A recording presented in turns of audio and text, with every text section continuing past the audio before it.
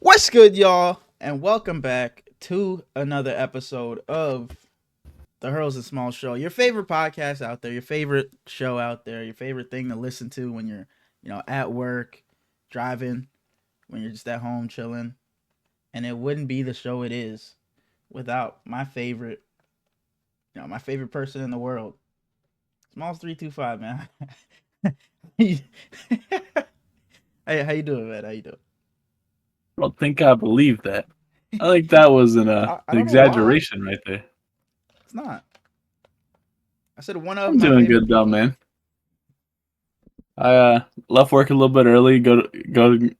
Finish up Christmas shopping. Got everything done. I just got some stuff to finish wrapping now. Okay. Cause I mean, like, I could wrap in my room and wrap on my bed. It's just a pain in the ass. So like, Mm-hmm. I like I'm wrapping in the kitchen. But my mama is she always out there. So it's like, when the fuck I'm supposed to wrap the presents I got her? mm-hmm. I'm So not once I'm we're not a done, rapper. It's like whatever the bag. It's like it's a gift bag or whatever bag I bought it in. Not like a plastic bag. But oh say you go to like, no, it's like I got some Victoria's Secret stuff, so I'm just gonna hand them the big Victoria's Secret bag and be like, here it is. oh Merry you Christmas. bogus. I'm not a rapper. I'm not a rapper. Not a I'm not a not gift not either. a gift rapper. But if you want me to rap, spit some bars, then that type of rapper I am. Yours the verse. But yeah, I'm not a gift rapper. This one's the done vibe. That's me. Not a gift rapper. I just literally just hand them the gift in the bag that I bought it in. Yeah, that's weak. I'm just not.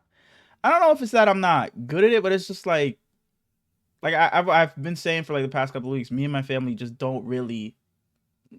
We're not really celebrating Christmas. We're just handing out gifts just to fucking hand them out.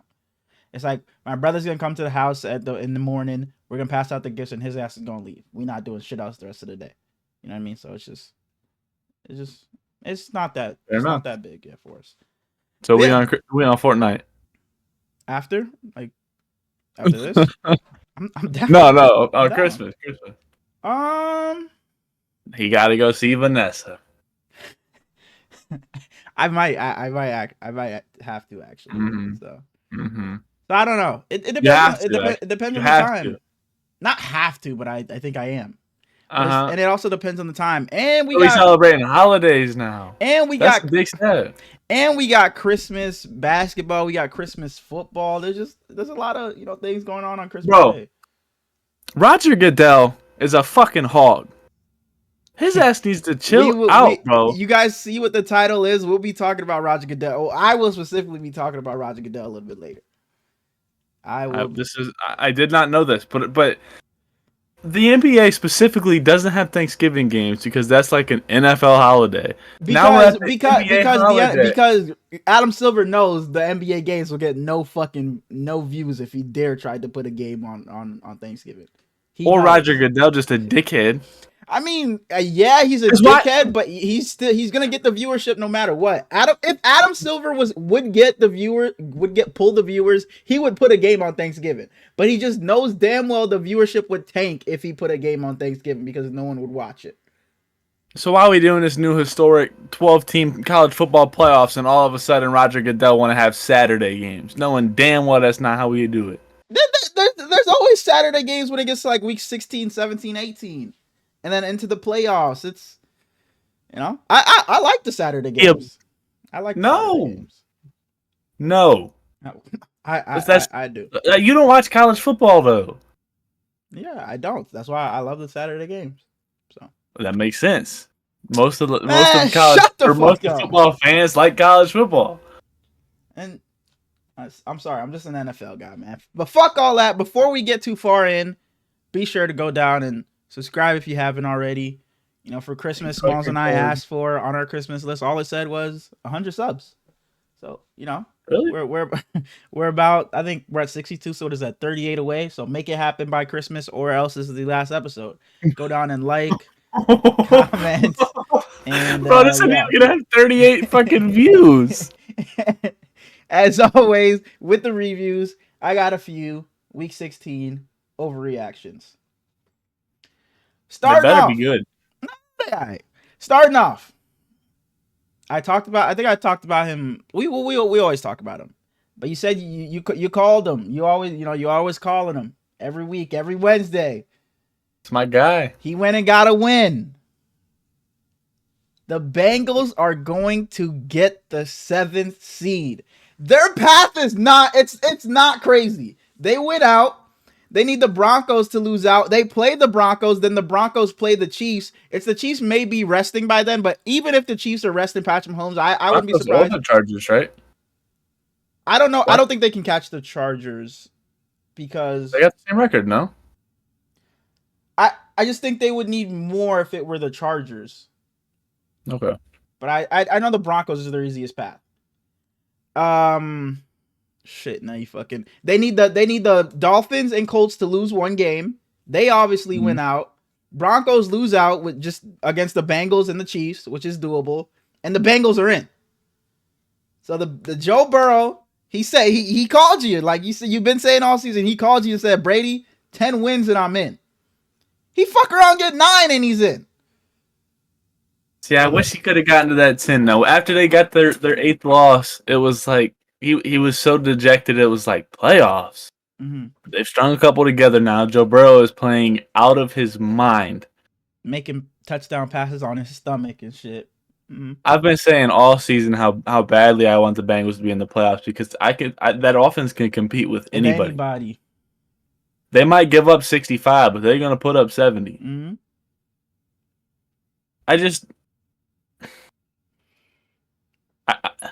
I can't say I won't hate on the Broncos because everybody that has watched knows I'm good at doing that. Mm-hmm.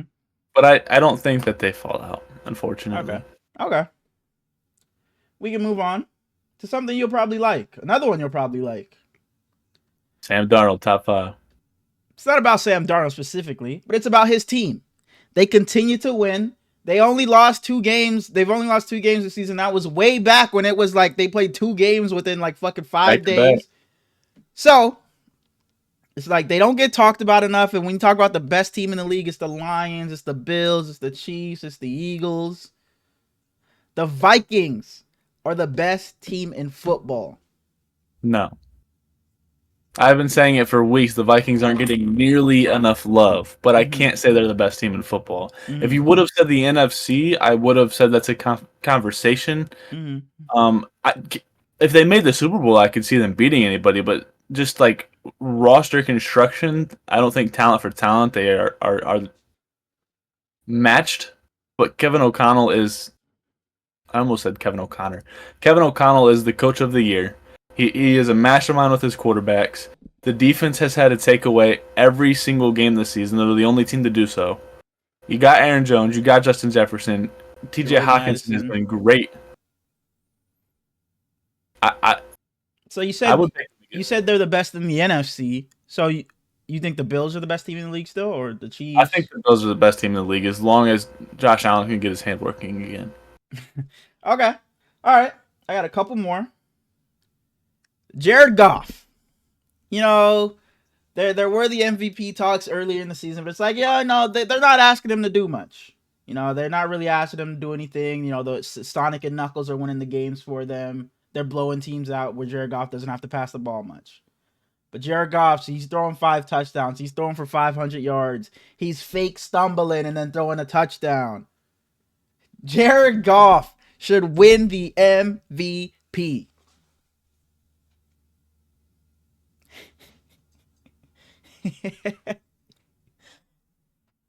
Nothing to say?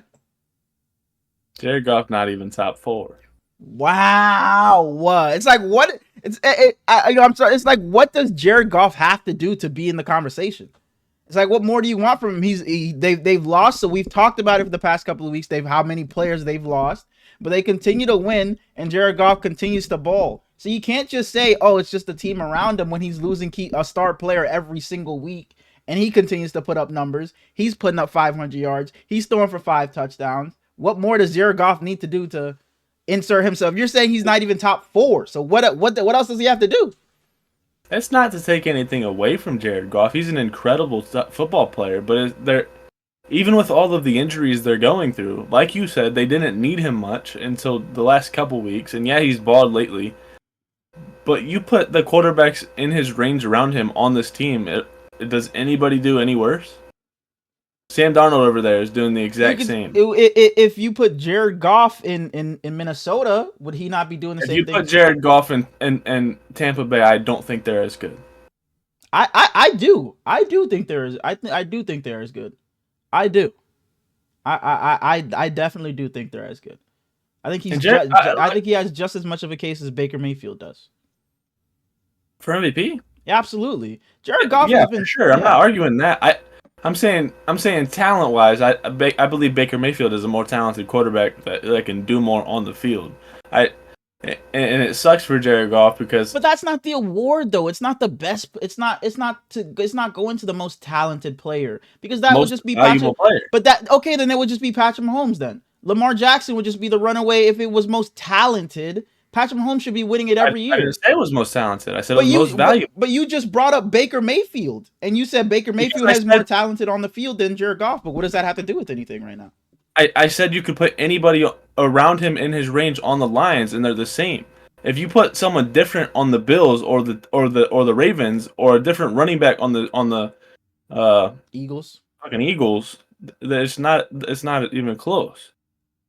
I think those are clearly the top three, and then you got like Baker, Sam Darnold, Jared Goff for 4, 5, 6, whatever you want to put it. But Jared Goff is an incredible football player. I think the top three is just easily the top three at this point. And if Joe Burrow was getting more wins, I think he was running. Joe Burrow, if he got those fucking 10 wins, he'd be my MVP. I promise you, he would. And I don't think it'd be close. Last one. Oh, sorry. Go that's the biggest sham in my opinion. What? He's fucking balling. He can't affect the defense. You want him to go out there and play strong safety? Yeah. If Joe Burrow got those 10 wins, he'd be my runaway MVP. My last one. We saw a rookie quarterback make his debut this Sunday. Michael Penix. He won against the Giants, and a team that was in first place in the NFC South lost on Sunday Night Football. Oh. Michael Penix has taken the Falcons to the playoffs. All they got to do is have the same record as the Bucs. They already beat them twice. They just can't lose. They got Commanders and Panthers, I want to say, and Bucs have Panthers and Saints. So the Falcons just need to win out, correct? Yeah, all the Falcons have to do is win out. The Bucs need them to lose one and win out. So they need the Commanders to win. Yeah, that's their one chance because they'll probably beat the Panthers. It's the Panthers or the Saints in Week 18, but they'll probably beat them. So they really are praying, and I think it's Sunday Night Football, so they really need the Commanders to beat the Falcons this week. Otherwise, they're probably cooked. This was such a bad loss for the Bucs, man. Man, it was such a bad loss. The damn Cowboys, and they had so many chances. Baker fumbling, players dropping the ball. Then Rachaad White fumbles at the end. They had so many chances. When you thought it was over, when they didn't score, they get a stop at the Cowboys. They get a stop. Did you see that play where he sprints off the line, runs into coverage, and makes a big tackle? They get a stop. Baker goes down and scores, and then they get another stop, get the ball back, and Rachaad White fumbles. I want to say that I've been saying all season I want Tampa Bay to make the playoffs because just like the Bengals, they can compete with everybody. Mm-hmm. But now that you have a real quarterback in Atlanta, damn, Kirk, and that's not even a shot at Kirk, bro. Like I've given him a lot of shots in my lifetime, but he's just not the same Kirk that he used to be.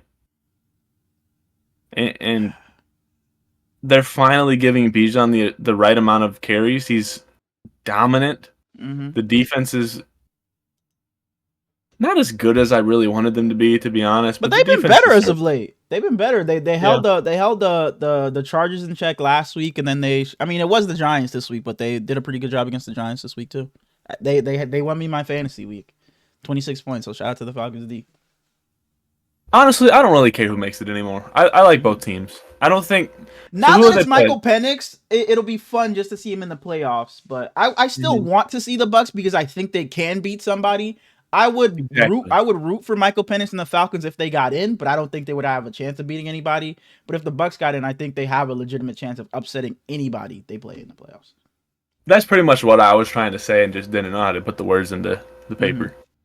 Okay. Who do they play? They would play the 2 seed, which is probably the Eagles. They probably play the Eagles first round. The Falcons? No, because they would win the division, so they'd be the 4th seed. Shit, they They would play win the 5. division. They Yeah, play you're they right. play Minnesota Play for the or Vikings. Detroit, whoever is second in that division. They'll play the Lions. And they're getting their asses smacked by whichever team they play. That's why I wish it was Tampa, because they could put up a fight. It's like Tampa could miss the playoffs, and they beat the Lions already. They beat the Eagles this season. And it's just disappointing, man. Disappointing. But you lose to Cooper Rush. Yeah, it don't make any sense.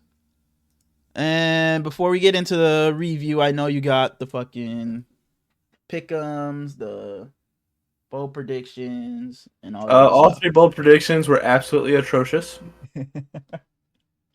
Pick'ems, you had 14 games correct this week.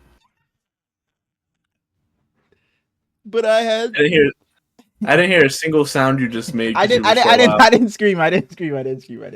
And I got 12. What a late season comeback, man. What a late season comeback. We made the late season push. Now what about fantasy format? Your quarterback outscored. So you had Mahomes. He outscored Lamar. Uh-huh. You had James Cook. He outscored Saquon. Uh-huh. You had DJ Moore. He outscored Nico Collins. And you had George Kittle, who outscored Payne Durham.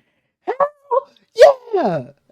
We're making the late season push all around, man. I've been saying it for the past like 3 weeks. If I tie this, we're taking it into the fucking playoffs, and I'm running the fucking table.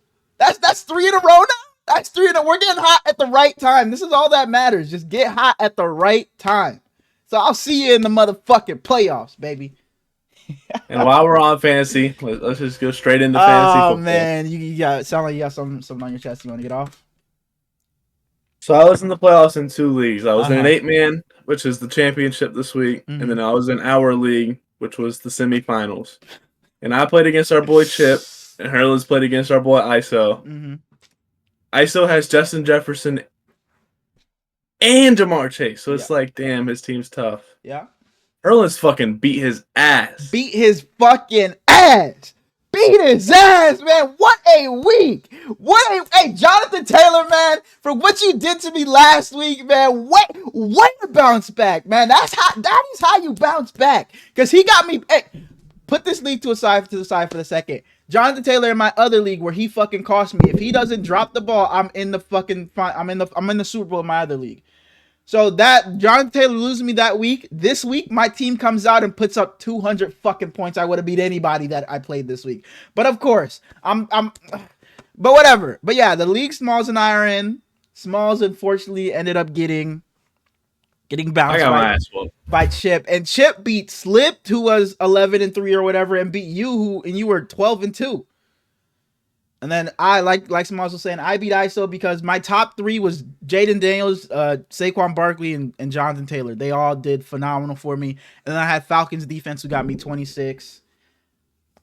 Kyle Pitts had 1.7, but he's here for the ride. That's all it is. Fuck, hey, bro. He's awful, bro. If I would have started Devontae Adams last week, I'd be in the championship. Oh, in the NLT. Like that.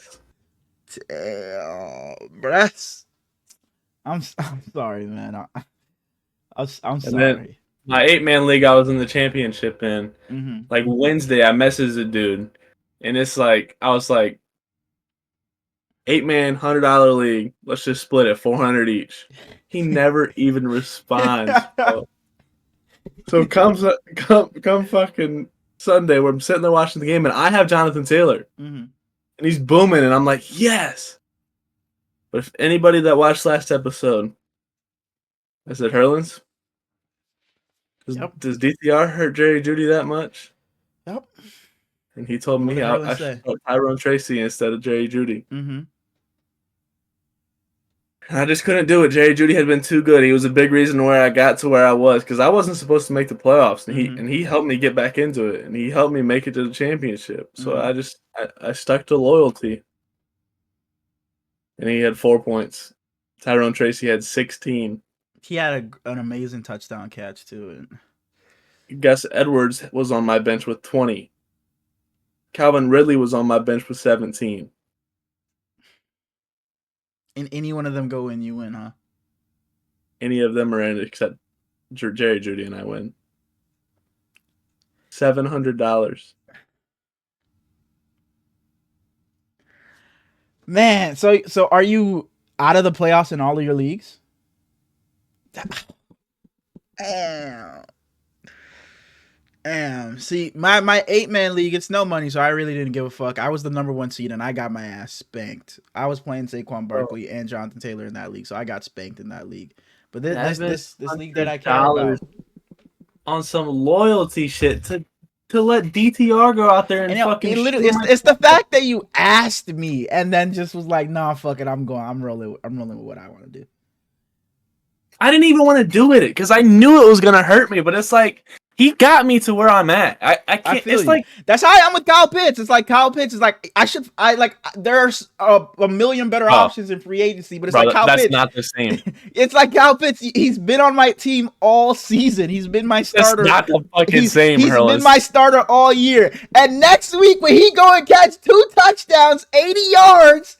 I don't want to hear shit. When he's my Super Bowl MVP, I don't want to hear shit. When he's holding up the trophy and giving a speech to our fans that stuck with us through thick and thin, I don't want to hear shit. And good luck to you, Chip, if you're watching this, man. You know, nobody thought it would be us in the end. We had three heavy favorites above us, and we knocked them out. You took out 2 of them. I only had to go through 1 of them. And we got it done. Here we are, man. I said going into the playoffs, there was only 1 team I was worried about, and it was ISO. And we bent his ass over and belt to fucking ass. So Chip, man, whatever happens, good luck, man. May the better man win.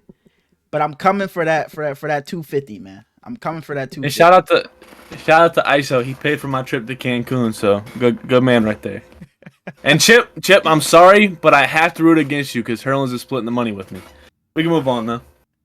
See, I was in the Discord with Dark, and he read that shit out, and I was like, "Let me guess, that's Smalls, huh?" Like, bro, like we can move on, man. But yeah, to anybody in the Super Bowl. Oh, Dark, I need to get this off. So Dark and I are in another league. It's my brother's league. It's also a money league. Dark was playing my brother. This is the league I was talking about where my team wanted to put up 200 points when I was out. Dark was playing my brother. Dark was down maybe fucking 15 points. Packers defense. My brother was talking crazy. He was talking shit. All Dark had left today was Packers defense, and they pitched a fucking shutout and won Dark the game. So Dark is going to the Super Bowl in that league. So good luck. Yeah, good. My brother was talking crazy. Like I was on stream on the phone with my brother, and I was like, "So, you're not worried about Dark? Dark ass is sorry, man. He's weak, man. I'm not worried about him." Thinking he was going to win it just because Dark had Packers defense, but the Packers defense came through for Dark, and now he's on his way to the Super Bowl. So let's go. First shutout of the season. First shutout of the season. Like that's crazy. That is crazy.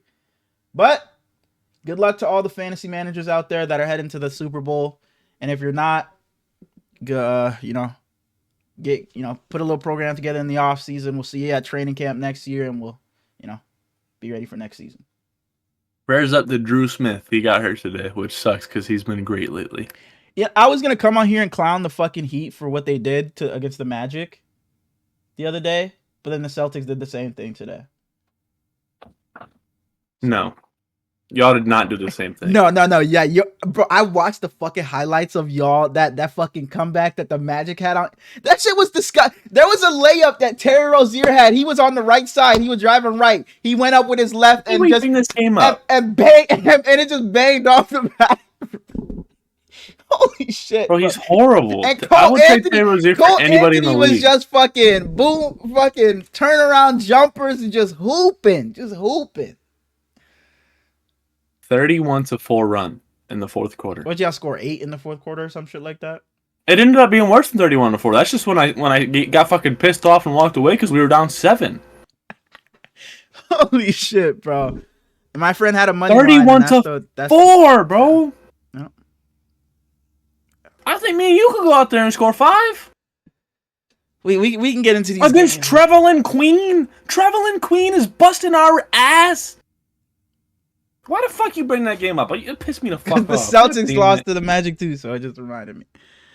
We can move on to the Week 16 review. Only 2 weeks left of the season. Starting off with the first of the 2 Saturday games. The Houston Texans The Houston Texans lost to the Kansas City Chiefs. The Chiefs beat them 27-19. The Chiefs moved to 14-1, and the Texans fall to 9-6. The Texans lost like 3 star players in this game. Let me not say star players, but 3 of their better players in this game. They lost Tank Dell for the season because his shit, he like dislocated his kneecap, tore his ACL and MCL, I want to say. It was just a brutal injury for Tank Dell. And he already had the leg injury last season, or was it last season or the season before? Last season. So shout out, prayers up to Tank Dell. You saw CJ at this, like sophomore. They showed CJ at the somebody was recording at the game, like when he was getting into the ambulance, and CJ just didn't even want to leave the ambulance. And then you saw him at the post game, and he was getting emotional. And then my best friend Jimmy Ward also had to be carted off, and I want to say the third was Shaq Mason. I have it in here somewhere that got hurt as well. But Shaq Mason. So Shaq Mason, Tank Dell, and Jimmy Ward all got lost in this game. So it's going to be tough for the Texans, man. I didn't like them to begin with, and now you're losing even more players. Sorry, go ahead. But they picked up Deontay Johnson.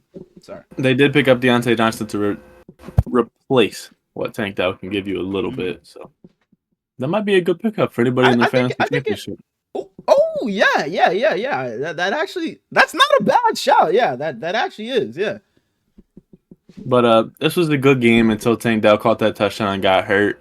CJ just was not the same afterwards. The Chiefs ran away with it, and I don't blame CJ. As you said, he went to the podium and he said, "That's my best friend." So it's not easy to just move on and keep playing. And you could tell. I don't have a lot to say. Kareem Hunt has been great this season. I was just about to say, there's not a lot I have to say about a lot of games that happened this weekend, but yeah, Kareem Hunt has been really good. Pacheco hasn't gotten back into his normal self, but it hasn't mattered because Kareem Hunt has just looked like he's fucking 2019 Kareem Hunt again. CJ Stroud it's gonna be tough without Tank Dell. The Chiefs did a really good job at limiting him, like making throws down the field, but CJ did a good job checking it down. And also Joe Mixon, man, he has not been the same. He got hurt. Yeah, it's in 4 out of the past 6 games, he's been under 60 rush yards. So, and with Joe Mixon healthy earlier, their offense was looking so much better. It was like, just get the ball to Joe Mixon and he will get you guys the win. But now with him not playing how he was earlier in the season, I just don't know how much confidence I have in this Texans team anymore. And I didn't have much to begin with. So, yeah, we can move on. I don't have much to say here. We can. I'll let you do your thing. We can move on to the Ravens beating the Steelers 34-17 to tie the Steelers for the division lead. Both teams move to 10-5. Go ahead. Choo choo. Is that a train? Or is that just Derrick Henry? That motherfucker was awesome. Lamar was cool. The Steelers were just bad. Steelers. This is one of the worst Steeler games of the season. They beat themselves, man. Russell Wilson. You can't turn the ball over 2 times. Russell Wilson. Ugh. And that pick 6 to fucking basically seal it was just gross. I always get like not scared, but it's like you wince a little bit when the quarterback throws the little out route, and then you see the corner getting ready to undercut it because you just know it's going the other way for 6, and that's exactly what Marlon Humphrey did, and he's been balling this year, so shout outs to him. And it was right after Lamar threw it to Minka too. Yeah. Lamar had bad chemistry with one of his receivers. I don't remember who he was throwing it to, and it's like, damn, Lamar, what the hell was that? Minka take off running. It's like, no, Steelers about to come back. Because I think that was 27-17 or something like that. It would have been something like that. Yeah, and they would have put them right back into the game. Yeah. Very nice pass. It's just Russell Wilson threw it right to Marlon. So shout out to Russ. Yeah, shout out to Russ, I guess, man. I really wanted the Steelers to win this game because first of all we have our bet. We have our bet, and I've been low key rooting for the Steelers and Russell Wilson to do well this year, but. Coming down to the wire, the Steelers got the Chiefs this Wednesday, and then I think they finish off with the Bengals, I want to say, or the Browns. It's one of the two. I can check real quick. It's the Bengals. So they have Steelers. They have Chiefs and Bengals, and then the Ravens finish off with the Texans and Browns. So it's gonna be tough because I don't know if the Steelers walk out 2-0 to end the season. They could fuck around, walk out 0-2 because Joe Burrow needs that win in Week 18. So I wouldn't be surprised if they beat them, and I'm probably gonna take the Chiefs to beat them on Christmas Day. So it's gonna be a tough final game, couple of final games for the Steelers. They just had a tough final stretch. We were saying it in preseason. The Steelers have to start amazing because that final stretch is just tough. They had all their divisional games in like their last 8 games, and then you also throw in the Chiefs, and I think and I forget who else it was, but just a tough schedule for them. But amazing. Yeah, they did. But I'm hoping they can win the division. And where the fuck was Pat Fryermuth in this game? But hey, bro, send me my 40. Wow. They're you think it's over? Tell them, bring me my money. Steelers are still in the division. Steelers are not beating Joe. Joe is getting his 9 wins. He's not having a losing season. Okay, that doesn't mean the Ravens are winning every game. What if I say CJ is going to go beat the Ravens on Wednesday? What if I say DTR or Jameis? What if I say DTR or Jameis is going to beat the Ravens in Week 18? Say it, and I would say, y'all, this was a fun ride. We appreciate everybody that watched this podcast, but this will be the last episode. All right, let's move on to Michael Penix making his debut and beating the Giants 34-7. The Falcons take the number 1 spot in the NFC South, moving to 8-7, and the Giants fall to 2-3. Give me 1 second. Go ahead. Yeah, sorry. That came out that the Falcons are expected to cut Kirk Cousins before March, so they don't have to pay the $10 million roster bonus. That's so crazy, man. So crazy. Michael Penix threw a brutal red zone interception. Brutal. Like, what the fuck? What was he thinking? Just a classic rookie mistake of thinking Kyle Pitts could catch a football. Absolutely. He'll learn sooner than later not to throw to that fucking bozo. Around, I get a target next week, so he might have to get benched for me. Because, like, what do you... Bro, and Drake London wanted to fight the entire Giants team. And every play, it was like Drake London is fucking squaring up with somebody. I guess I wasn't paying attention enough. Did you see they did like some AI shit of Michael Penix at the podium, and he was talking about Kyle Pitts. It was like, yeah, I should have known not to throw that bitch ass dude the ball, knowing he can't catch or something like that. And I was like, hey, Kirk Cousins, this quarterback shit ain't that hard, by the way. And it was just, I don't know. It was funny. It was funny, and it's crazy because it sounded just like him, bro. Because somebody would have fell for that shit because it sounds just like him. His mouth was moving as if he was saying it. It's trippy. I saw an AI video today, and it was of Queso, and he's like in the bathroom filming a video of himself in the mirror. I seen one of Queso, and he was like walking into a fucking McDonald's or something, and I would have swore it was real. I would have swore it was real if I wasn't told it was AI. The one I saw, he took his shirt off, and like he's ripped underneath the shirt, and it looks just like he's the same size, but he's just gigantic muscle instead of fat. And I was like, damn, I guess I never thought he was muscular. And then his phone just disappeared. I thought it was real the first time I watched it, and his phone just disappears, and I was like, oh, there's a fucking random ass person in the background too. This is AI, so it's like, but it got me for a second. Yeah, but as far as this game is concerned, the Falcons, man, we talked about it a little bit earlier. Their defense has been better as of late. And as of late, they've also realized that Bijan Robinson is their best player. So it's get Bijan the ball, and everybody else, including you, Tyler Algier, get out the way. Bijan's going to win us this game, and that's what they've been doing these past couple weeks, and he's been propelling them to victories. So shout out to you, Bijan Robinson. I texted Dark in the middle of this game. It's like the way Bijan Robinson runs the ball, it's like he's just hopping around, and the way he can like just make a move so quick, and his footwork is just, it's ridiculous because you watch him and when he's like back there, he just jumps from the, like, he'll be running this way, then he makes a jump cut into a lane, and he's gone. It's just beautiful to watch. But as far as Michael Penix, I love what I saw from him. He was very decisive. He wasn't, taking cheese and decisive 20 minutes to throw the ball. Can't decide. Sorry. And I like what I saw. He was able to kind of move and evade pressure at times when he needed to and get the ball out, or pull it down and scramble if he needed to. So I like what I saw from Michael Penix. Hopefully this continues, and for their sake, hopefully he can take them to the playoffs. I don't want to see that, because I want the Bucs. But hopefully he can get them into the playoffs because he looked very, very serviceable. I wouldn't say he looked phenomenal, but he looked very, very. I was happy with what I saw. If you're a Falcons fan, you're probably thinking, yeah, this, we got something here. Did you see the Malik Neighbors interview? His ass is saying something every week, apparently. No, I didn't. What'd he say now? Whose fault is it this time? Who is he? The interviewer asked him, he said, What are your thoughts on passing Odell Beckham and Saquon Barkley to set the Giants' rookie record for catches in a season? What'd he say? Kudos to me, but we lost.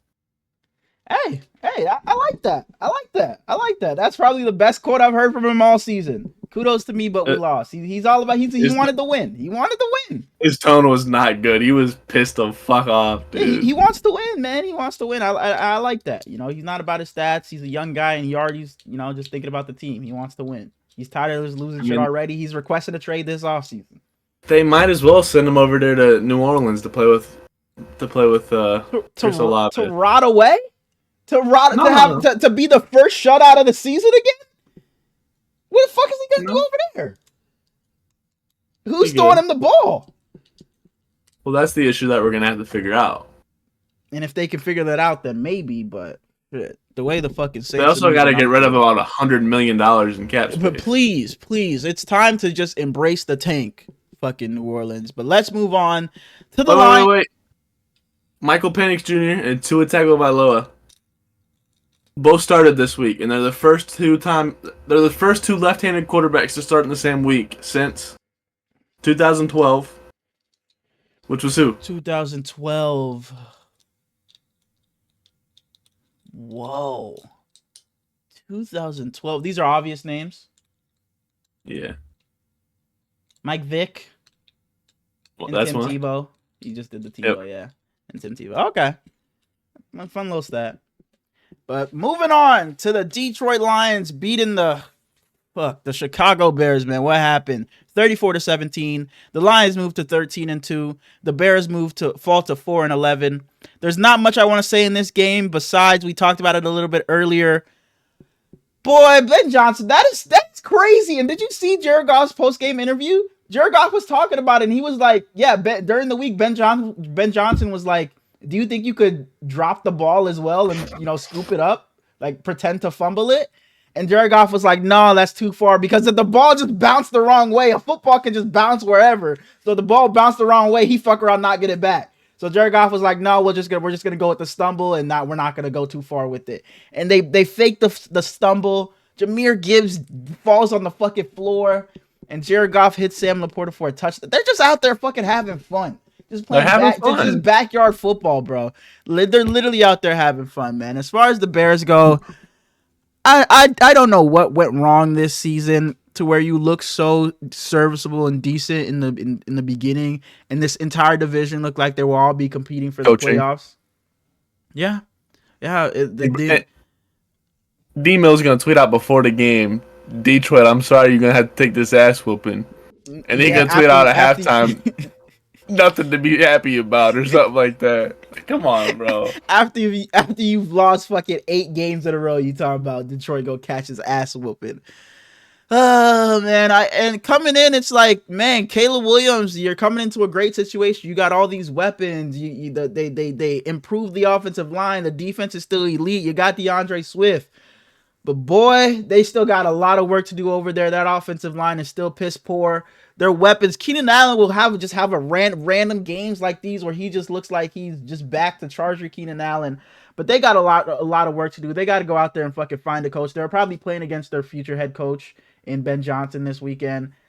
But like I said, I don't have a lot to say about this game. Shout outs to the Lions just out there having fun, and the Bears, man, just a disappointing turn of your season. They had a bye week and just having one sense. Justin was the issue. No, I was team before they drafted Caleb. I was team keep Justin and trade the number 1 overall pick. Did you watch this early game though? Like the early part of this game is what you're asking? No. Rome Odunze was the cause for 2 fumbles in the first quarter.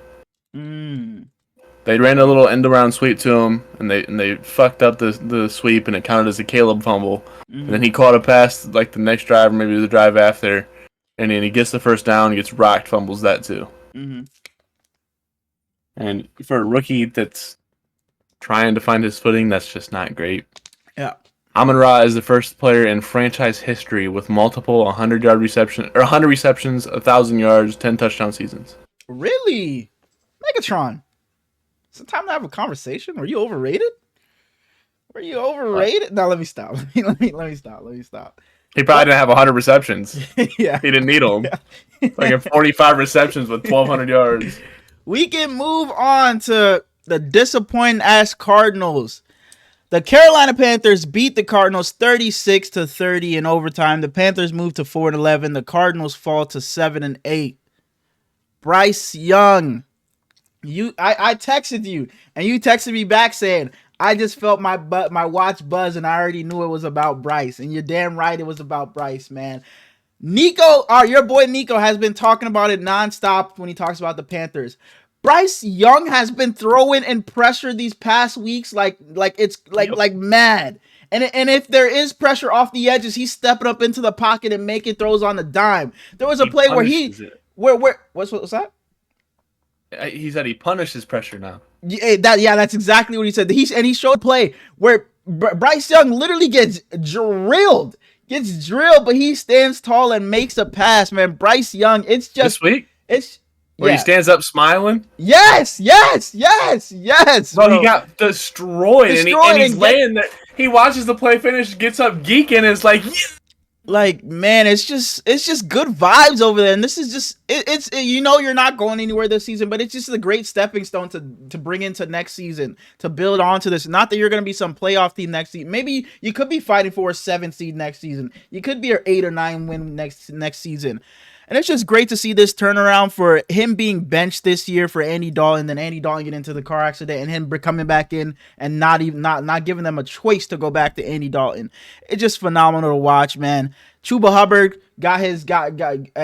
holy shit. Chuba Hubbard has gotten back to what he was doing because he had a rough patch, and then him fumbling the game away against the Bucks. He was very good in this game. He had the game-winning touchdown run in this game. Bro, that overtime, he just took over. Shout out to the Panthers, man. It's just fun to watch because you're finally starting to see them building towards something.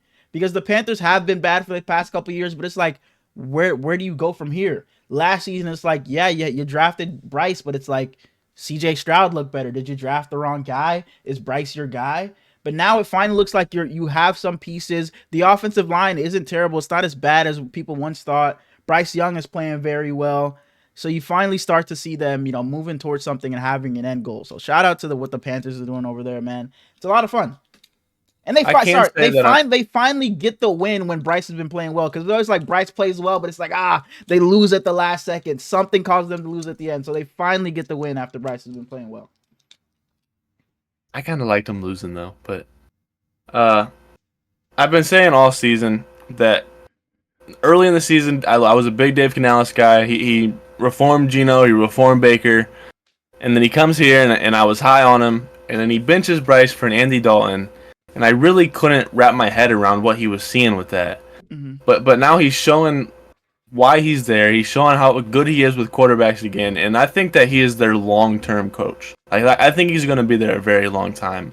And I think it's beautiful. I think he's going to build a culture. It's something that I beg NFL teams to find. I know it's easier said than done, but you see Mike Tomlin, you see John Harbaugh, you see these guys that have longer leashes build cultures. And Dan Campbell has done brilliant things in Detroit, absolutely. A team that our whole lifetime was just horrible. Atrocious, yeah.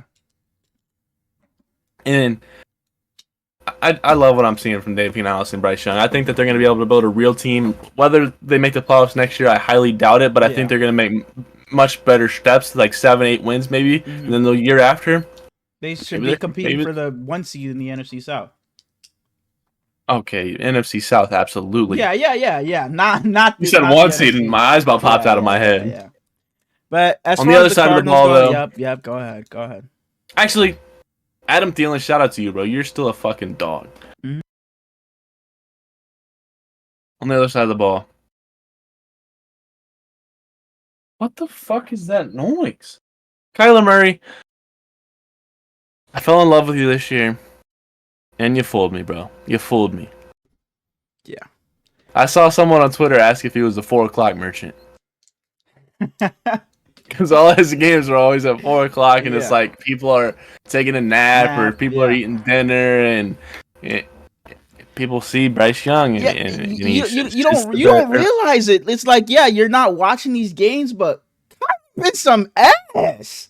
Kyler has been he was so good. He just having streaks. He has been some ass. It feels like for the past 3 weeks we've been like, Kyler, no TikToks this week. It can't be no cookies, no pizza this week, no Call of Duty. It's just I don't know what that interception he threw at the end was fucking awful. Was awful. It was terrible.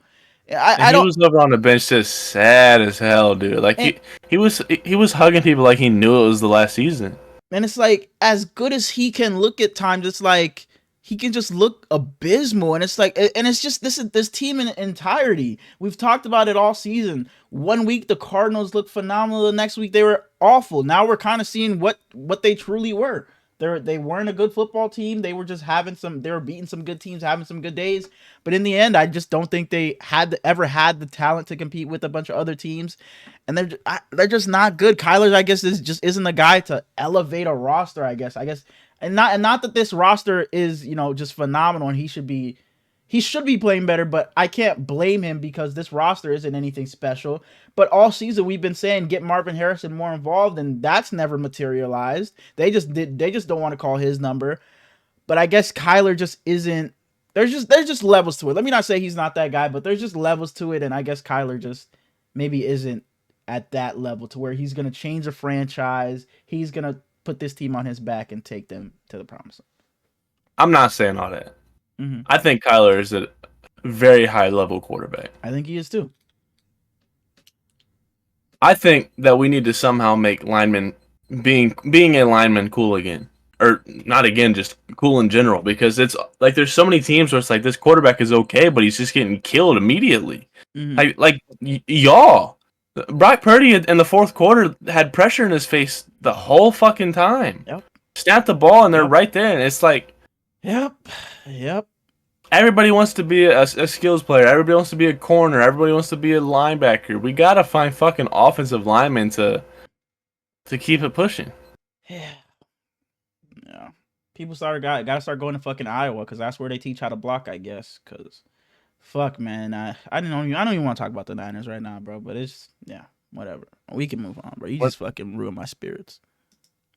Fuck that team, man.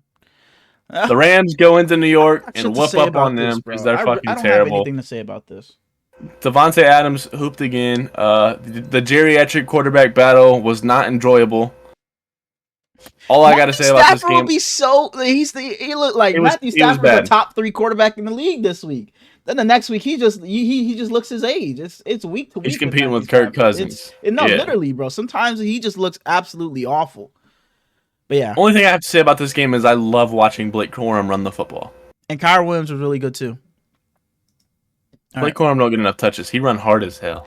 Moving on to what's this game of the week? Let me look at the rest of the slate. This might have been, I think this game of the week.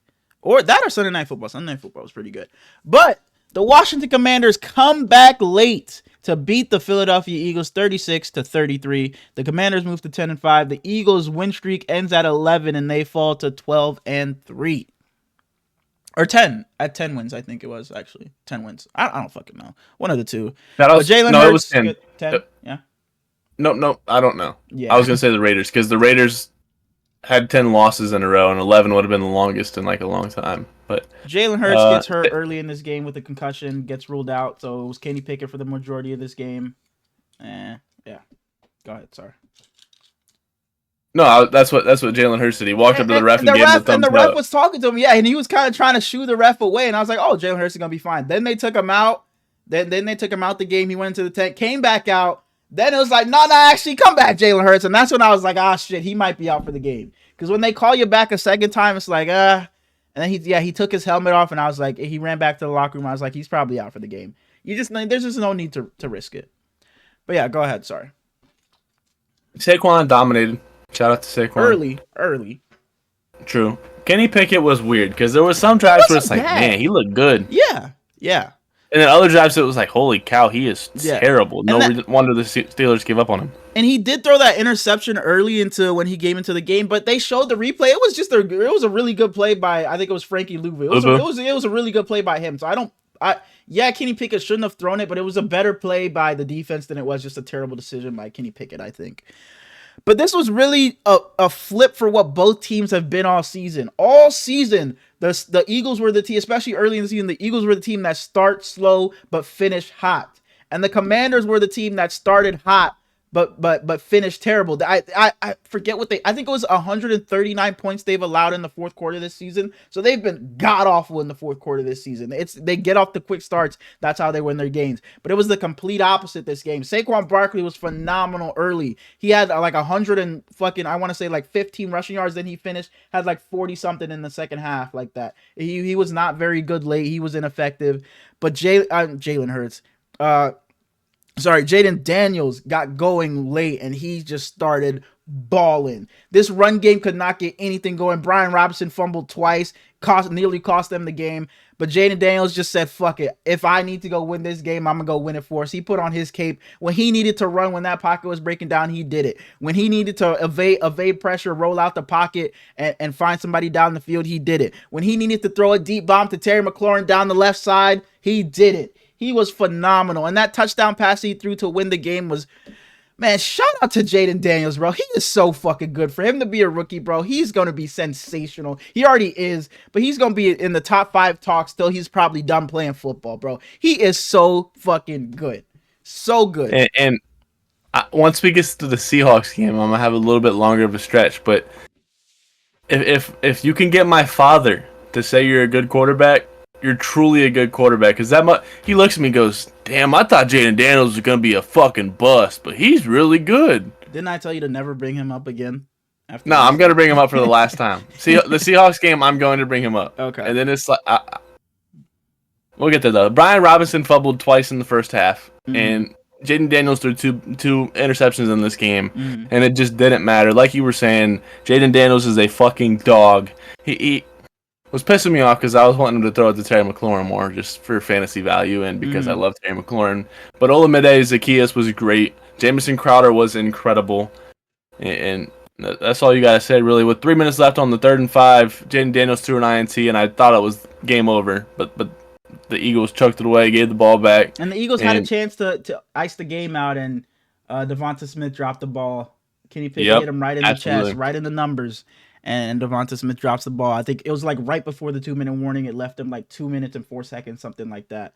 And it probably ends the game because he probably catches and runs it and gets it past the 2-minute warning. And then you just Saquon ices the game out. Absolutely. And he went to the podium. He's like, game's over. There's nothing I can do now. And it was great mentality by him. Nothing I can do now. Can't dwell on it. Game's over. I can't change the outcome. And he's great, though. Yeah. Shout out to Jaden Daniels. He was phenomenal. 9 rushes for 81 yards. He did his thing. And also, this is kind of random, but Luke McCaffrey, I was saying it every time. Every time he got a kickoff or a punt return, he was doing pretty well in special teams. So that's a random shout. But shout out to you, Luke McCaffrey. Let's move on to. I'm gonna be dead ass. We can speed run every game left except the Vikings Seahawks. Thank you. That's what I meant when I said there were so many games I didn't have shit to say about. Like I literally didn't write shit down but a sentence for some of these games. Bro, thank you. Browns Bengals. Like I didn't have anything written down for this. Nothing. We got the Browns Bengals. All I want to say is that I think it's dead ass racist to a lot of quarterbacks when it's like this guy should go to receiver because he can't pass. He's just a runner. Like they was calling Lamar Jackson a running back. Yeah, that was always fucking subliminally racist. You can't. It's like you're an athletic black guy. Go play receiver. Yeah. But DTR is a case where he might have to actually consider it because that motherfucker cannot throw the football. Man, and I've said it for the past couple of weeks, bro. I came in and I don't know why. I was like, you know what, this DTR could fuck around. We both were. I liked him a lot too, bro. This DTR guy, maybe he's not the Browns franchise guy, but if Deshaun Watson stinks it up, they got a serviceable guy. But yeah, he has been. And he's so fast. But Chase Brown is 77 yards away from 1,000 yards this season. Yeah, man. Chase Brown has been so good for the Bengals. He's just been You so realize steady. he wasn't the full-time guy until Yeah, and they were week 9, splitting right? with fucking Zach Moss in the beginning of the season. Imagine if you never did that shit. Maybe you'll win a couple more games early in the season if you weren't giving the fucking ball to Zach Moss. Chase Brown has been so good for the So Bengals. good. Whether he's running it or you're just dumping it off to him and he's making something happen after the catch, bro. He has been so damn good for them. Shout out to Chase Brown. But you wanted to fucking mess around with Zach Moss in the season, in the early season. And we can move on. I just wanted to shout out Cade York. He had a 59-yarder, kind of cool. It came after he missed like a 24-yarder, so kind of shits on his parade a little bit. But the Titans go into Indianapolis, play the Colts. I don't know if you have much to say about this game. It was 38-7 at one point in this game. The Titans started storming back. Yeah, I was watching. Titans I'm not came back watching and had this it to guy. 38-30. I was just kind of score watching with the guys, and yeah, I was like, "Yo, the Titans are making this a game." But yeah, this game, all I gotta say is Jonathan Taylor. Jonathan Taylor, absolutely, you're phenomenal. Jonathan Taylor looked great. Anthony Richardson did everything he needed to do. He had 11 passes, but he was great on the ground. That's all they needed. Right. Nick Westbrook-Akine has 9 touchdowns on 24 catches. I forget. It was dark. Was it dark, or was it you? It might have been you. I was talking about this. It was somebody, but yeah, he's just been a fucking touchdown machine with his fucking limited amount of receptions. But moving on. Seahawks. Yep, to a game. This is probably a game you want to talk about. The Vikings beat the Seahawks 27-24. They moved to 13-2. They are still tied with the Detroit Lions for the number 1 seed in the NFC North. It's going to come down to that Week 18 game. The Seahawks fall to 8-7 as the Rams hold sole possession of the NFC West. Go ahead and talk about your team. I would like to talk about my father real quick. Last time I'll talk about my father for a long time because I love him to death. Love him to death. But when it comes to football, I texted you. I said he just has so much hate in his heart. He absolutely despises Bryce Young and Caleb Williams. And I say you're a negative guy. Maybe it's a trickle down effect. Maybe, you know. I try not to be. He doesn't. He literally says I fucking hate that guy or he's a fucking bust. He hates Caleb Williams and Bryce Young. He thought Jaden Daniels was going to be a bust, but now he's came around to him apparently. Can I ask you, does he just say that just to say it? Like he doesn't even watch the guy play and just like, he's going to be a fucking bust. I don't know. Vibes. I don't know what the fuck is wrong with him because he scrolls. He's a Facebook merchant. Oh, okay. He sees one stat line, or he gets caught up by the fucking boss exports. I won't lie. Oh, okay. That makes sense. And I was watching Red Zone before he got there, and he was like, I don't want to fucking watch Red Zone. It was the Browns Bengals. I said, Pops, we're not watching the Browns Bengals. I'm keeping Red Zone on the TV. And anytime the Patriots Bills game come on, it was like Drake May's a fucking bum. He's been amazing. Drake May. He's been amazing, bro. Amazing. And then we're watching the Niners and Dolphins game, and it pops up career yards per game, and George Kittle is third amongst tight ends behind Kelsey and Gronk. And then it was Kellen Winslow and someone else. And it was like, that's a list of 5 Hall of Famers right there. And he goes, saying in the broadcast, George Kittle's not a fucking Hall of Famer. And I said, George Kittle is absolutely a Hall of Famer. He goes, today, they would fit him for a gold jacket the second he put in his retirement papers. He looked at me completely honestly and said, are you joking? I said, Dad, George Kittle is a literally first ballot. He goes, oh, you gotta be joking. Just walked away. And the thing he said, the reason I'm bringing it up during the Seahawks game, that really blew the fuck out of me. What do you say about Justin Jefferson? Geno Smith is not a starting quarterback.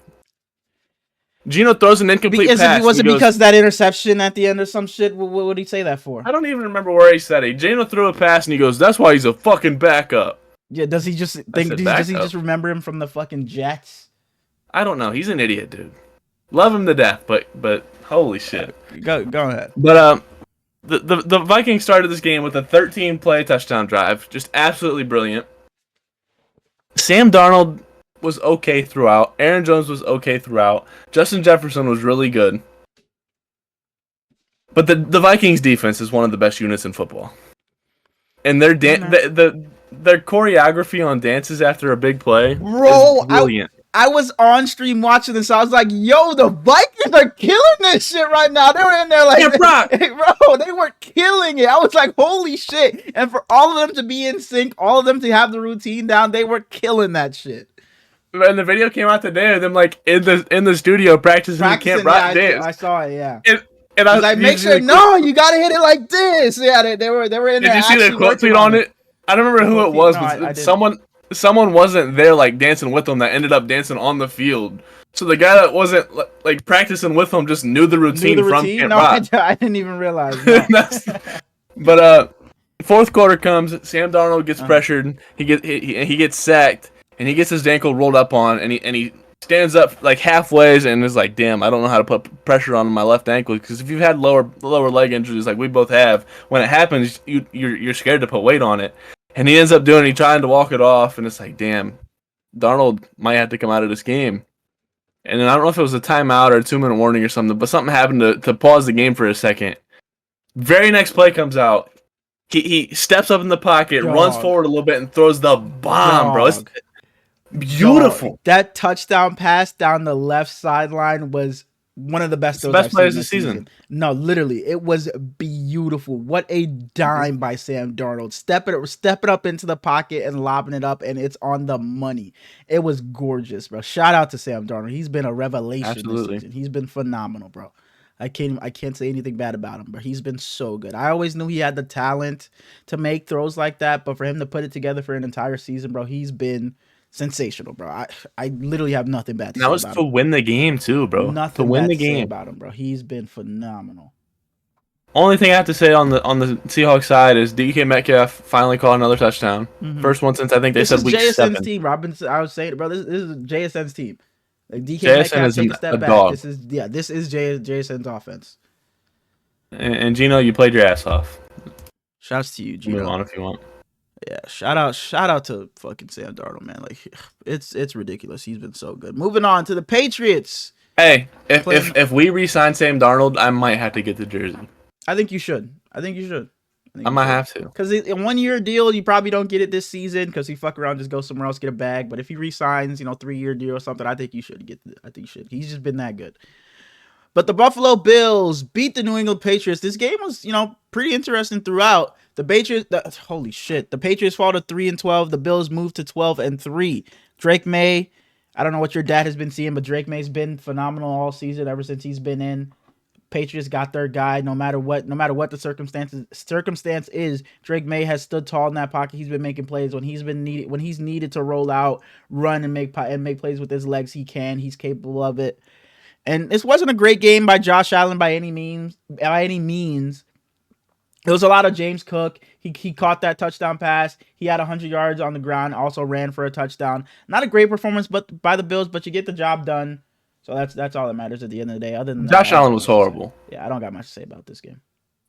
The Patriots started up 14-0, and it was still like the Bills are going to win this game. Ramondre Stevenson was incredible, but that's it.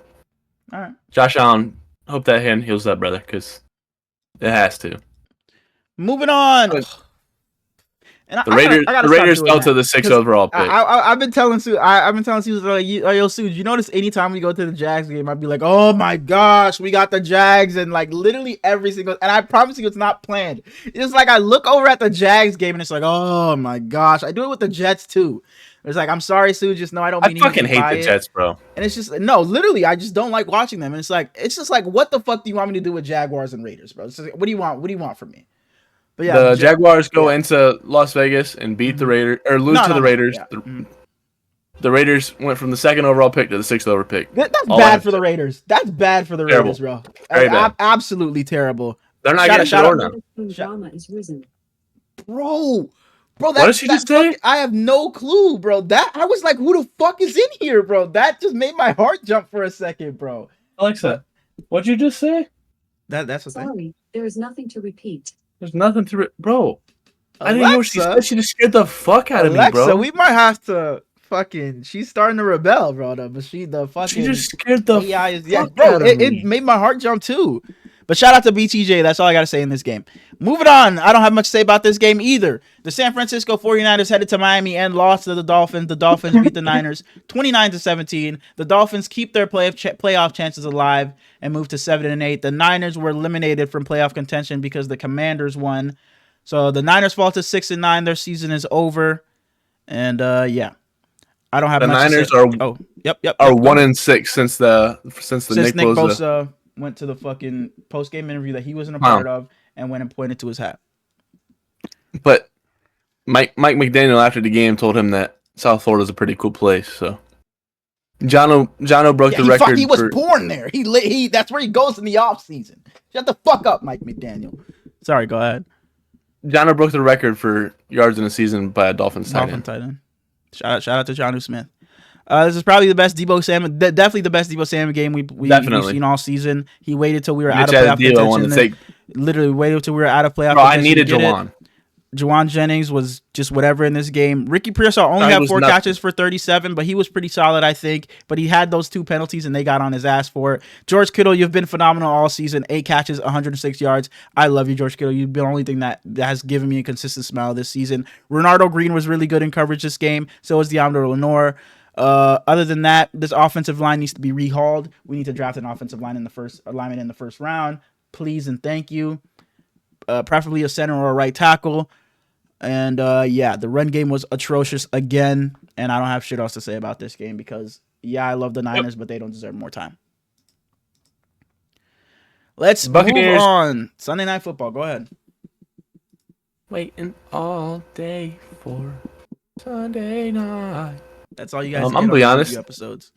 Yeah, I'm gonna be honest. I know this game was great, and I had it on my monitor. I wasn't diligently watching it because I didn't think the Cowboys were going to keep it close. Mm-hmm. So I apologize for that. I was in one of Mike's little tourneys, which got myself a ring. Congrats. But fourth quarter came and I really tapped in. Mm-hmm. So if you want to talk about the first 3 quarters, you go ahead. Yeah, man. Whoa, what the fuck? Rico Dowdle only had 13 carries with 23 yards. I didn't even realize. But yeah, early it was a lot of CeeDee Lamb. CeeDee Lamb got it going early for the Cowboys. He was very good in this game. And Cooper Rush has been very steady for the Cowboys as well. But the story of this has been great. The story of this, especially of the beginning of this game, was the Cowboys defense, man. I said it last week. Ever since Micah Parsons came back, this defense has been very, very good. And they did such a good job on Mike Evans. Anytime you looked at Mike Evans, it was the cornerback stacked, and then the cornerback in front of him, and a safety stacked on top of him. It was double coverage on Mike Evans throughout damn near the entire game. They said somebody's no K-Dot in this game either. So it's like somebody else is gonna have to beat us, but number 13. You can try to play catch with number 13 tonight, but it's just not going to work. And the game plan was phenomenal. It worked to a T. Micah Parsons was great. DeRon Bland had amazing coverage on Micah Parsons. What the fuck? On Mike Evans throughout the entirety of this game. He was really good. Micah Parsons did his thing. But yeah, this is just such a disappointing loss for the Bucs. When you're trying, all you need to do is just stay 1 game ahead of the Falcons because you can't tie, otherwise they're getting in. They beat you twice already. They really just beat themselves. An interception, a fumble at the end. The opportunities were there for you to come out and win this game, but you really didn't. And I'm just jumping between team to team.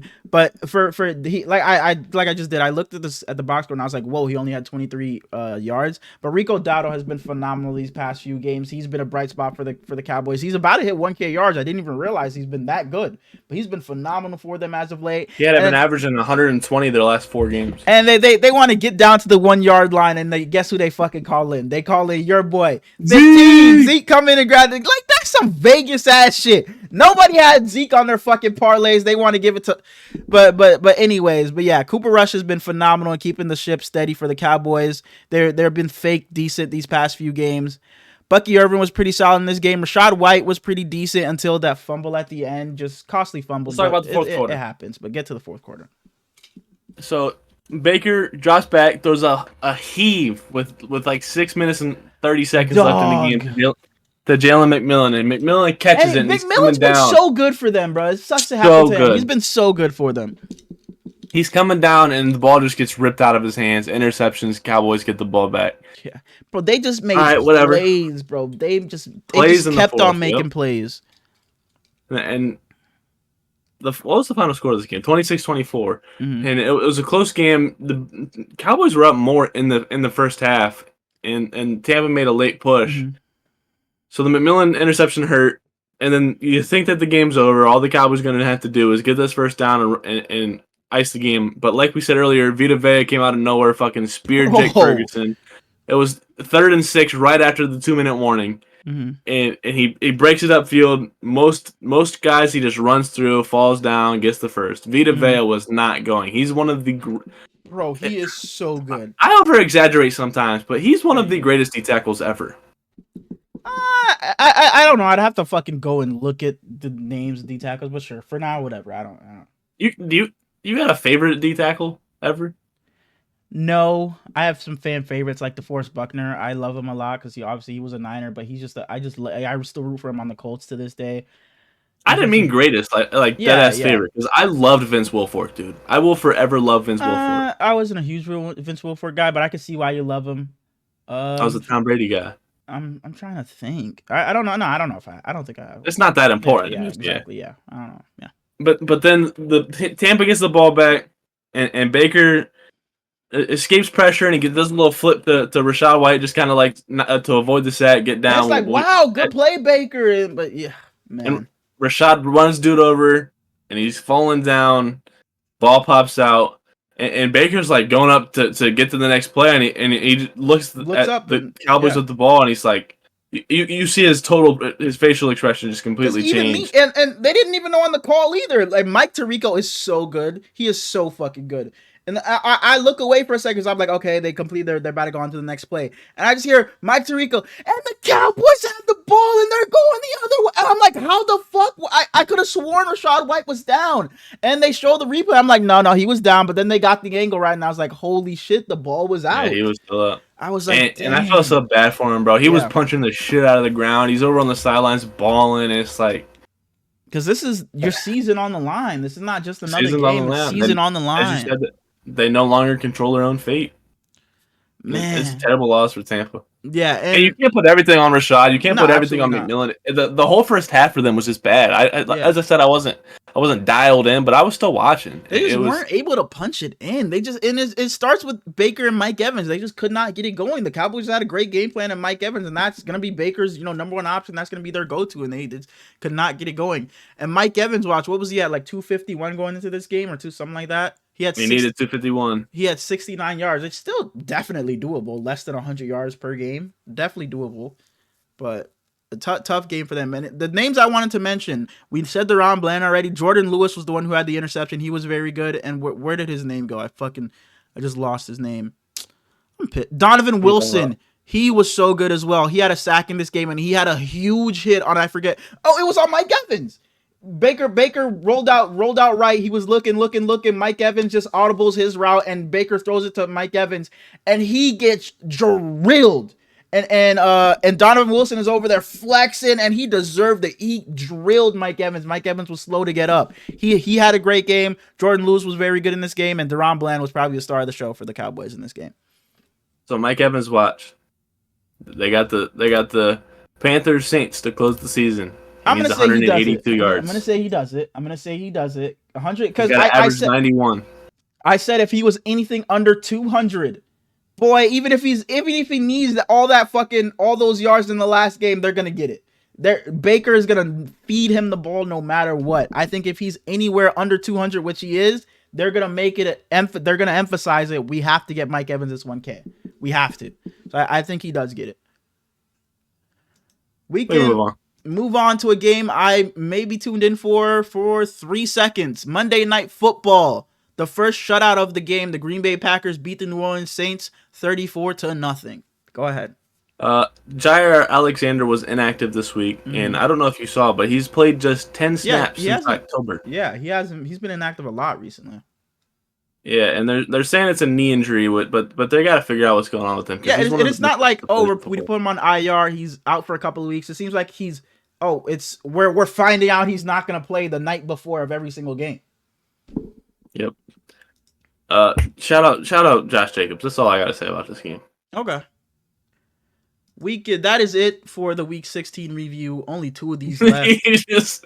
He said, okay. I didn't watch the game, and it was 34-0. Bro, I don't give a fuck to say anything. And Frosty was telling me, please can we at least get 3?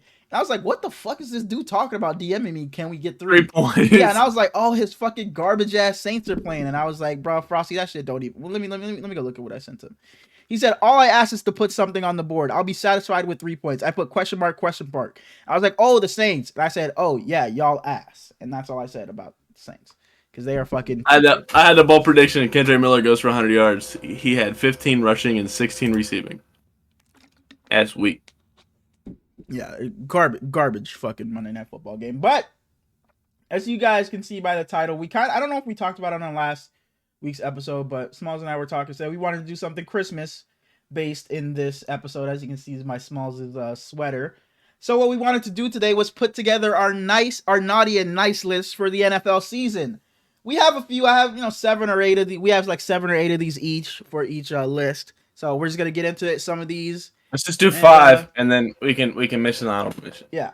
So easy one, and some of mine aren't like, all of mine aren't just like players. It's like, oh, you've been good this year, you're making a nice list. It's kind of give a nice, I'll give a naughty, and we'll just bounce back. Alternate. Okay, so my first nice, I'll start it off easy. Ben Johnson, especially after that play call he had this past weekend. Ben Johnson, you deserve to make the list. You've been phenomenal. The Lions, whether you're a Lions fan or not, whether they're a rival of yours or not, it's just fun football. It's just fun to watch them go out there and just play some backyard football.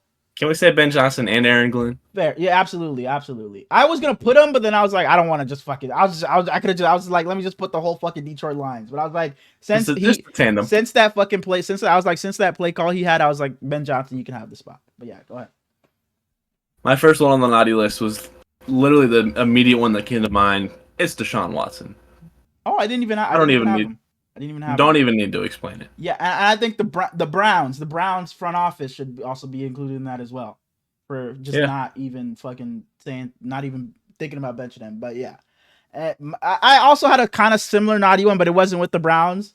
The Bengals front office, with Joe Burrow playing like this, and this is the team you fucking put around him. This is the defense you put around him, and just you're wasting his best year of his career and a phenomenal season from Joe Burrow, and it's just going to what could go to waste depending on what happens these last couple of weeks. But for Joe Burrow to be playing as well as he is, and this is the team that's being put around him, it's just horrible to see.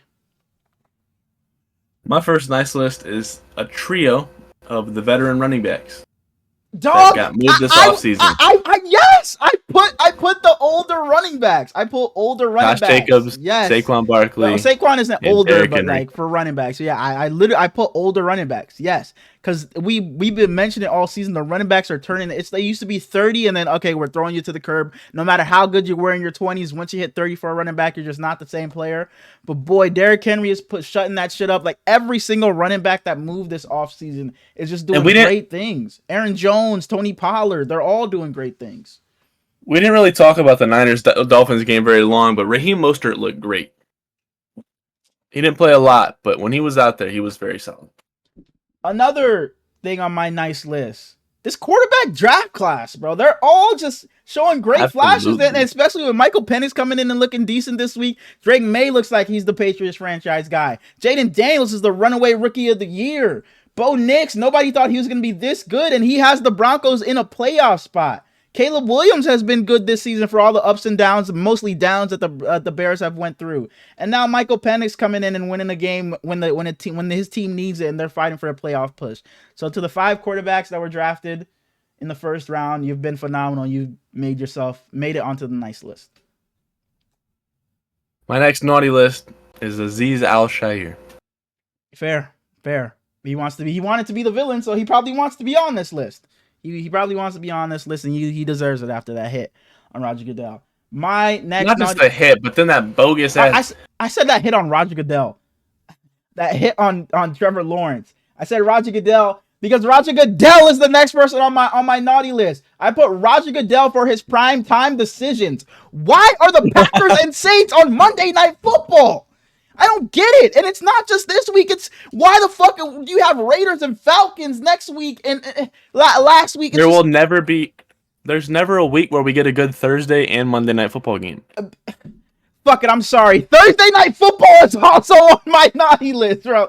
Thursday Night Football is also on. Roger Goodell, what are you doing, bro? Get this shit together, please. Give us good primetime games. Go ahead. There's been some good ones. The last 2 Thursdays were good. Yeah, but Thursday night as a whole. Thursday 2 of night 6, as a whole. 2 of 16 isn't a good record. Exactly. So my next nice list, let me throw out J.K. Dobbins.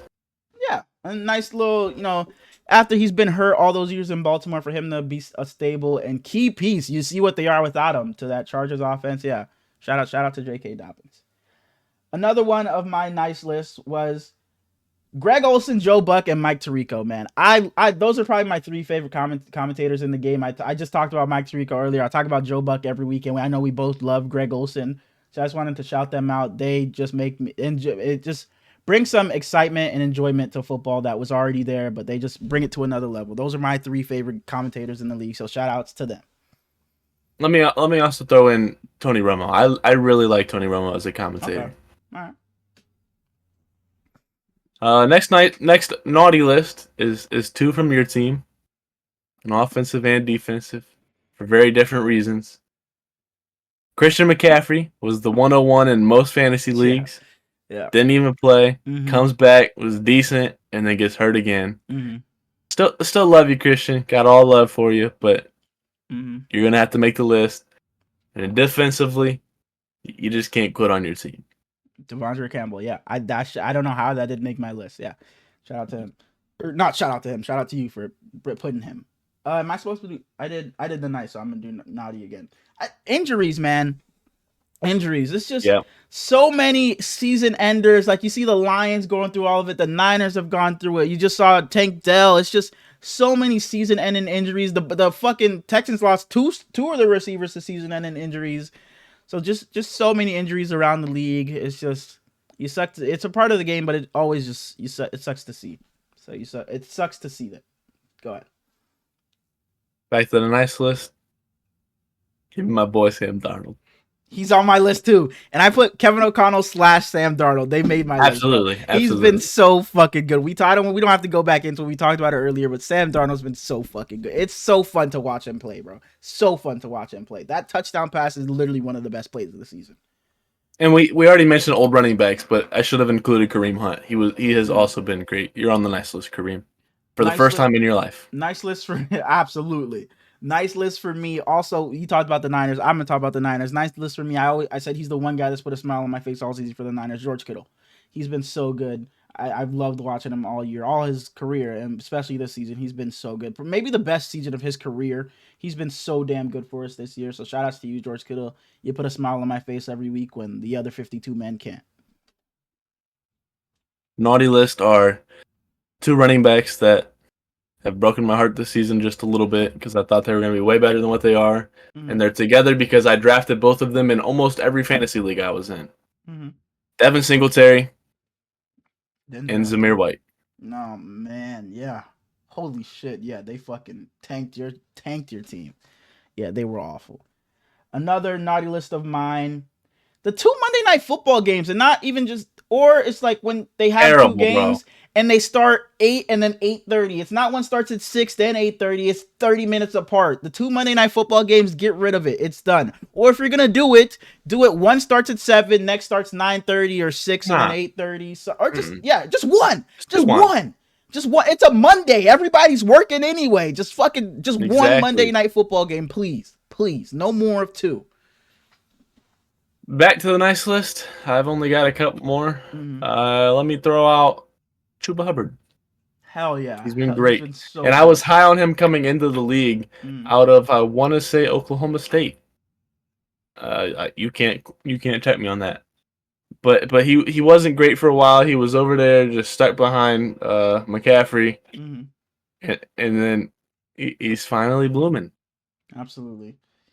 I don't know. Well, one of my nice lists was both the North divisions, especially the NFC North. It's been the best division in football this season. It's been fun to watch. And now with the AFC North, the Ravens beating the Steelers, now we got 2 divisions that are going to go down to the wire, down to literally week 18 when it's to see what's going to happen in both divisions. So shout out to both the Norths. You've been fun to watch.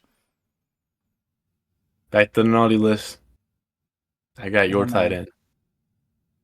Kyle Pitts. He deserves it. He definitely deserves it. He's on that fucking naughty list. But boy, man, we got great players around him, so we're making it work, and he'll be suiting up for the Super Bowl. I got a lot of questions going, into the Super Bowl. During media week, is Kyle Pitts your guy? Are you sticking with Kyle Pitts? Harlan's, we see that Kyle Pitts is in your lineup. Are you sure that you want to take him into the finals? We stuck with Kyle Pitts throughout the entirety of the season. We believe in the guy. We know he has a lot of talent, just has to put it together. And we think we like the matchup next week. We think he can have a special game for us. And, I'm tearing up thinking about it. It's, Kyle Pitts, he's a special talent, but, people just hate on him a lot. And I think he's going to have a special week for us. And I think he'll be holding that Super Bowl MVP for us. Would you like to comment on his drop this week in the red zone that could have gotten you an extra 6 points?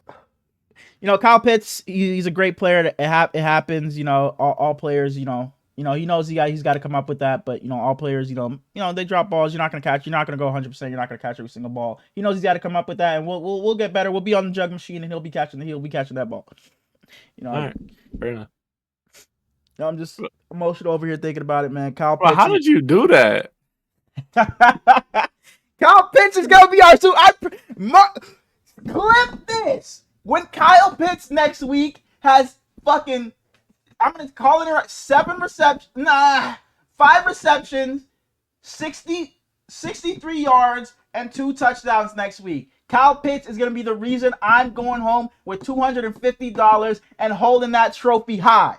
Kyle Pitts, I believe in you. I stuck with you all season. Everybody was saying, why the fuck is he still on your team? Why haven't you dropped him yet? Clip this, tweet at Kyle Pitts. I know you're going to have a big game. You don't even got to tell me. I know you're going to have a big game next week. I know it. I know it. Let's go get that ring, man. Let's go.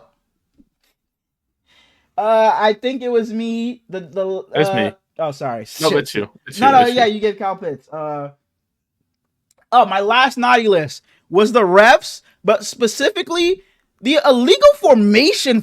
I hate that shit. They've been cracking down on it so much this season, and it'll be a big play, and it's like, and I swear the flag always comes in late. It's like, it's coming back. Illegal formation. He wasn't lined up, and they showed it on Sunday Night Football. It's like, you gotta be on the fucking center's belt line or some shit. It's some bullshit ass fucking. They've been cracking down on it. I hate it, the illegal formation, because it really don't fucking matter in the grand scheme of things. But yeah, illegal formation. Oh, Jaden Daniels. Speaking on the refs, Jaden Daniels hit Chauncey Gardner-Johnson last game. Oh my goodness! And they flagged CJ. Chauncey, he must have said something crazy. Like, he must have said, your mom's a bro. He must have been out there just cursing fucking crazy words out there, because he got pushed and the ref throws the flag, and you can start to see him be like, and then the ref starts pointing at him, and he's like, what? And yeah, and usually I'm like, okay, CJ, you doing too much. But this is the one time I'm with him. Like, what the fuck did he do? The ref was in his face, watched him get pushed by Jaden Daniels, and throws a flag on him. So he must have said something just outlandish to get that flag thrown on him. My last one is one of the all-time rookie tight ends. Shout out Brock Bowers. That's a great shout. That's a great shout. He hit 1,000 yards in his rookie season this past game. So shout out to Brock Bowers. He's been phenomenal all year. The best season by a tight end this year. He's real close to breaking the record for receiving yards by a tight end, and it's been held by for 40 years or something like that. By a tight end, like a rookie tight end. Mm-hmm. Okay, I thought you meant just tight end in general. But yeah, I hope he goes and gets it. He's been so fucking good for the Raiders this year. My last nice list. You're going to be mad at this one. But it's that time of the season. Saturday NFL football, bro. I love it. I love when the weekend is all NFL. And when you throw in a random fucking Friday game I love that shit so much. I love the Saturday games. So that's on my nice list as well. That's my last nice list thing. Saturday football, bro. I love it. We can move on. We can segue that into the reason I don't like Saturday Night Football is because of college football. And I would just like to talk about it real quick. Shout out my boy Angelo Dawkins, Ohio State football fan. Didn't know that until this weekend when he was on Bianca's ass and she was like, "Tell this man, get out my mentions." Sorry. The married woman, chill out. And there's been a lot of talk around the college football new format. Yeah, and it 12 pisses me playoff off teams and shit like that. Yeah. because it's like, oh, SMU shouldn't have made it. Indiana shouldn't have made it. It's brand new. You gotta give teams time to adjust to be able to compete. Mhm. And it's like, if you're gonna hate on Cinderellas, why do we do March Madness? Yeah. Mhm.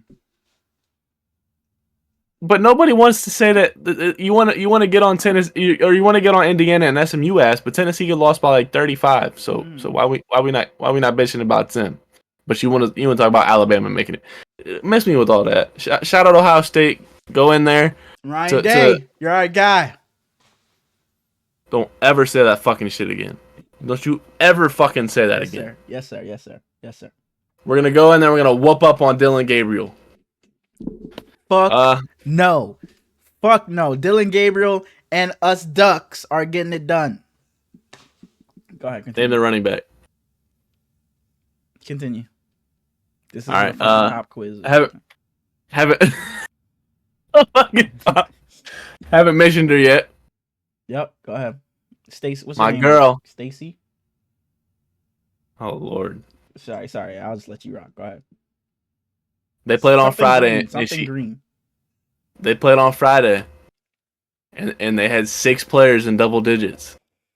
Finally, and she was second on the team. She had 15. Finally, did you DM her after that game? And they beat Stanford by like 35, and then the boys played on Saturday, and they played against Kentucky, number 4 seed Kentucky, and whooped them, beat them by 20, dog. Bruce Thornton, keep that name in your mind. Bruce Thornton, dog. Moving on, small talk. We mentioned the movie thing. We didn't come with the movie, so I guess we're not doing that. I was gonna say because we did not talk about this. I thought we did not talk about a movie, so maybe next week. Maybe we'll implement that next week for anybody that would want to do it with us. But I just want to talk about Christmas for a little bit. We talked about it earlier already. I wanted to ask you about wrapping presents. You said you don't like doing that. Usually after the podcast, we talk for like 20 minutes. We figure everything out. We're gonna end this shit. I'm gonna make the thumbnail and I'm gonna send it to you. I gotta go wrap presents. It's 2:23 right now. Yep. What's that mean? You waited. Bitch, you're going to the gym. I know. Oh, you're talking about waiting. I'm not. I don't think I'm going to the gym today. It was one of those days, bro. My body's just fucking hurting. It was a long day at work. It's the holiday season. I don't think I got the gym in me tonight. Not fair enough. I hate shopping. I had to go to town. Oh my gosh, bro! I hate it. And I'm someone that likes to do like joke gifts, so I walk around stores, and if I see something that makes me laugh, like thinking about one of my family members, I just get it because they might laugh about it too. So, but I'm gonna have to just do the online thing next year because it's some fucking bullshit. I hate and I hate shopping with someone else, and not to be meaner. But shopping with a fucking like a female, whether it's your fucking mom, just a friend, they stop and look at everything. It's like, oh, let me run into this store real quick. Let me stop over here real quick. Let me just take a look at this. No one did. We came here for one thing. Why are we taking fucking 3 hours in this mall? We just came here to go fucking the Bath and Body Works. It's the worst. And I just hate shopping because I just look like a dumbass out there. I'm lost in the mall, not knowing where each store is. I'm a dude walking around. They're looking at me like, what the fuck is this guy doing in Victoria's Secret? His fucking freaky ass trying to look at the fucking bras. I'm walking around with a Victoria's Secret bag, just walking through the mall like I'm just a fucking like just stunting on them. And it's I don't like going shopping. Do that again. Do that again. I'm holding my bag, just slinging it around. I don't like going shopping either. Whether it's just like anything, like grocery shopping, fucking Christmas shopping. I hate it all. I hate it. Hey, but shout out to the lady at Sunglass Hut. We went to get because my dad told us he wanted sunglasses for Christmas, and we went in there and it was like, damn, these are kind of cool, but they're fucking $240, and that's ridiculous. So we left and we left and we went to Dick's because we got him Under Armour last time and he liked them a lot and he kept them for a while. And it was like, oh, these are fucking ugly. So we went back to Sunglass Hut and I was like, these are more expensive than what we want, but I guess we're just gonna have to bite the bullet She goes over. She's like, "It's okay. I'll give you half off." Wow.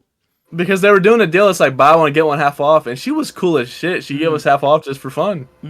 Shout outs to the workers out there that are either working at the malls and when everybody's last minute Christmas shopping. You're the real MVP because I like, and then when you're shopping, especially shopping for a female, like a girl with like my mom, when I'm shopping for my mom or anything like that, it's like I have to go up and ask the fucking coworkers, like the coworker, I'm not working with them, but the workers there, it's like, what do you think? It's like I have to buy this like lip oil for somebody as a gift. It's like I don't even know what the fuck it is. Lip oil.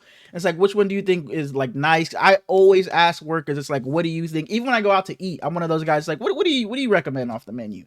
Like, I will always be one of those guys to ask the workers recommendation or like preference. So shout out to all the workers out there during this holiday season, keeping us able to get our Christmas gifts, our last minute shoppers. So shout outs to you guys. And shout out to y'all watching. I think we're wrapping up. You got anything else to say? No, sir. We appreciate y'all for watching. As always, y'all have a Merry Christmas. Absolutely. And enjoy time with the fam. I expect my gifts. If I don't have a gift by Christmas Day from all of you guys, I just expect a Zelle of $20. So yeah, you guys decide. Go ahead with the outro. I'm not giving this dude a damn thing, so y'all don't have to either. But as I was saying, we love y'all. Take care. To stay safe. Merry Christmas, man. Merry Christmas. Peace.